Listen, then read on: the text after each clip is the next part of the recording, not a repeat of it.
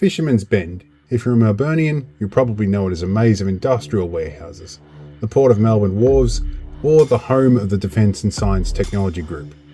But beneath the asphalt and behind these fences lies a radioactive legacy that most people, including the folks moving into the new high-rises nearby, have completely forgotten. Between 1941 and 1965, this wasn't just a research lab. The CSIRO operated a pilot-scale plant right here at 506 Lorimer Street, processing uranium and thorium ores shipped in from Radium Hill and Rum Jungle. They were leaching, separating and experimenting with the building blocks of the atomic age. When they finished in the 60s, they didn't just pack up and leave. They buried the waste contaminated soil, slag and pipes right here on site. It took until 1989 for a formal cleanup to begin, resulting in over 10,000 drums of radioactive material being trucked out of here and eventually sent to the middle of the desert in Woomera. The official word, the site is remediated. But as I know, fixed is a relative term. Today, I'm taking the Radiacode 110 for a walk around the public perimeter. With its high sensitivity scintillation crystal, we're going to map the background radiation and see if any ghosts of that 1940s ore processing are still whispering through the fence. We find ourselves on site at Fisherman's Bend. Radiacode have graciously provided me with a Radiacode 110 and also the leg strap to go with it. We're going to go for a walk and we're going to use the logging facility and see if there's any truth to there still being radioactive contamination around the current defence site. Right, Radiacode 110 in the leg holster. Let's get going. For the duration of this, we're going to restart our accumulation, and so while we do this walk, we'll see what's different to the normal background. Alright, let's go for a wander. So this area used to be Department of Aircraft Production. There was an airfield out here during World War II. They built Beauforts and Beaufighters, various other aircraft out here, and actually there's a park just around the corner here that used to be the tail end of the runway. Now it's a big hole. Rumour is they buried a lot of junk in there as well. Now they did process experimental levels of radioactive material here, and that's what we're here to investigate. The rumours are that there's potentially radioactive waste in the groundwater and the drainage systems that they didn't remediate properly. We're coming through part of the site now. About on the boundary fence of the defence site. It's still current defence property. I'm not going to go into too much detail about what's in there. I can only speculate for some of it. But it's been a research facility for many years. I'm not against defence doing research. Some of it very much benefits our society as a whole. The only thing I'm here today is to take a look at the claims that there might be contamination that's a danger to the public. So far, not reading much elevated background level. Alright, we're walking past the defence site. There is a bit of excavation going on here. Trespassing prohibited. They definitely mean it. Don't jump the fence here. Lots of agapanthus though. There's actually quite a decent security camera over there. I certainly would not like to be going out there and running around. Looking at this though, nothing amazing going on from the street here at the moment. Nothing radioactive out of the ordinary. A little disappointing in that I'd like a dramatic video, but it's nice to know that so far nothing seems to be a hazard. Okay, so there's a couple of slightly raised sections along here. Only very slightly though, nothing crazy. I'm going to come past the main gate soon where there's cameras. I'm going to turn this off. Fortunately, I can keep the track running while I walk past. I don't look nearly so suspicious. This is where the main gate is, and the gates are actually open, and there is a gatehouse. The CCTV is in operation for our personal safety. So this is not the spot to walk past. Waving a camera around, we will get some questions. let's just keep walking past where we are legally allowed to be. I don't advocate breaking the law. Seeing some little green bits there. Let's just adjust our threshold a little bit. You can see it a little bit more clearly here. There's a little bit of fluctuation. I find that interesting.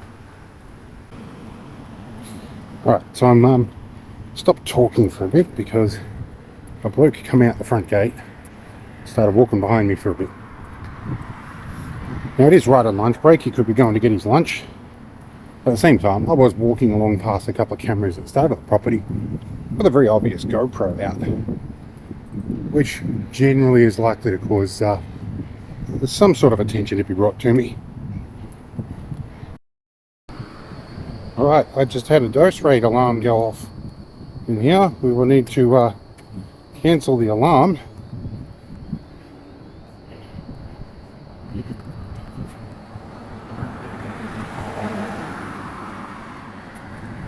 So there is something in that.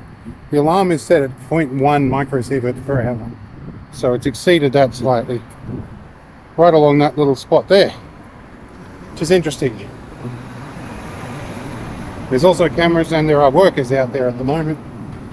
And I don't want to attract their attention. The dude that followed me, he's just gone up to the substation. Just across the road here. He's gone up to the substation, across the road, and is now walking back the other way. Again, don't know if I'm being followed on purpose. I'm not here to cause a problem or cite a political point. Just here to gather some fact. Says every journalist ever that got in trouble by jumping fences or reporting stuff they shouldn't. Now, if there is some roadworks down here, I need to know if I can get to the bus stop. Looking at it, I think I can. I've walked a lot further than I thought I'd be able to with gout. This is still defence site, by the way. This area is still fenced off by the defence. This car park here is apparently one of the areas where they reckon they've remediated the area. I don't know what's buried under it. There is a tremendous air shaft sticking out of the ground and another gate with cameras. So we might today, I think we've probably potentially attracted a little bit of attention. So I think we might cross the road and head for the bus stop. We can return again another time and gather further evidence like a spectrum down at that spot.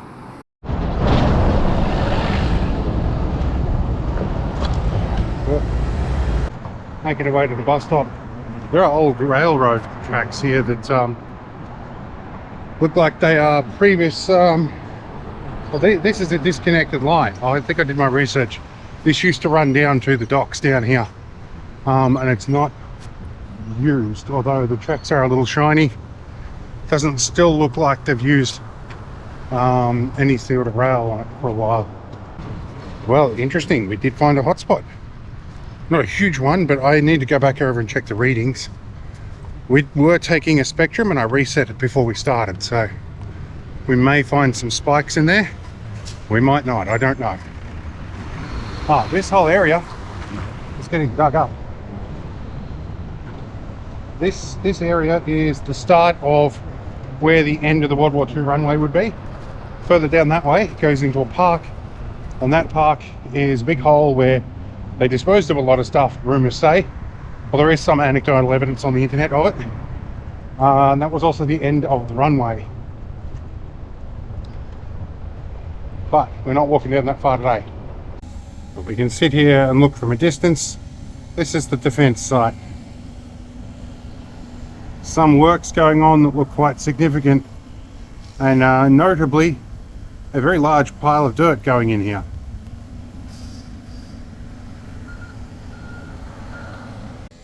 Quite notably, this is Wirraway Drive, where the Wirraway company made Wirraway aircraft in World War II. So what did the data tell us? Looking at the map, and what we're seeing suggests there's a couple of small, minor hotspots. Nothing that would be dangerous to a human, nothing that I would be immediately alarmed about. but it does suggest that there is some elevated levels that are slightly above background. So I think the alarmists that are suggesting that maybe this might be hazardous to human health, I haven't found evidence of that yet. I have found evidence that there's a few little bits and pieces near the footpath. I'm not sure if this warrants a return visit to investigate more closely, but it is an interesting thing. This does align, though, with the official reports that they took 2,950 tonnes of contaminated soil. They do say that most of those were at a very low rate, and I would probably suggest that that's correct. They were originally set to Lucas Heights, which is where there is a reactor that is used for research materials and medical materials, and then they were later shipped off to Woomera, which is the site of Australia's nuclear testing program that was operated by the British. The real value of a tool like the Radiacode 110 isn't just finding a hotspot, it's the peace of mind that comes from having the data yourself. While the Victorian EPA is busy monitoring the non-radiological stuff like PFAS and heavy metals, this little unit gives us a real-time look into the invisible radiological environment. It's a pocket-sized unit, it's incredibly fast compared to the standard Geiger counter, and the mapping feature turns a casual walk into a professional grade survey. If you're into functional engineering, urban exploring, or you just want to know exactly what's in your own backyard, check out the link in the description. History has a habit of being buried, but with the right sensors, it doesn't have to stay secret. I'm the Aussie Repair Guy, and thanks for watching. Stay curious.